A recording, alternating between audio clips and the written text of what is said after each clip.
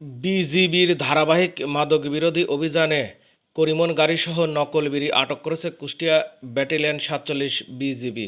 গত ২৫শে জুন আনুমানিক বিকাল ৪ ঘটিকায় ৪৭ বিজিবির দায়িত্বপূর্ণ এলাকায় ১৬ দাগ বড় মসজিদ নামক স্থানে সহকারী পরিচালক জাকিরুল ইসলামের নেতৃত্বে ব্যাটালিয়ন সদরের একটি বিশেষ টহল দল মাদক ও চোরাচালান বিরোধী অভিযান পরিচালনা করে মালিকবিহীন অবস্থায় ১৫,০২০ প্যাকেট বিড়ি আটক করতে সক্ষম হয়, যার আনুমানিক বাজার মূল্য ৮,২৬,১০০ টাকা।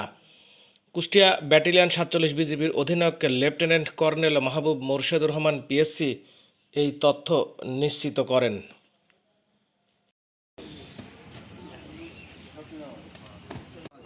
বরিশাল তৈরি হচ্ছে, বরিশাল কারিগর বরিশাল তৈরি হচ্ছে।